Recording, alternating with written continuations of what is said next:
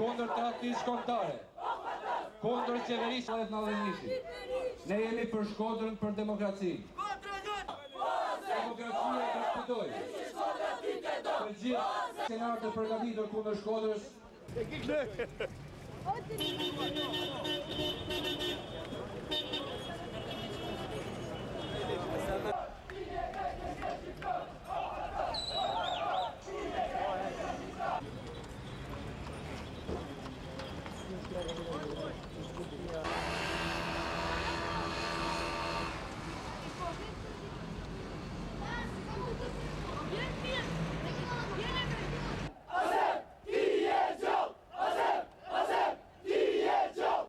Gjatë kësaj periudhe, gjendja ekonomike e Shqipërisë ka vazhduar në degradim, edhe në keqësim të vazhdueshëm, është rrit në mënyrë të konsiderueshme numrit të papunëve.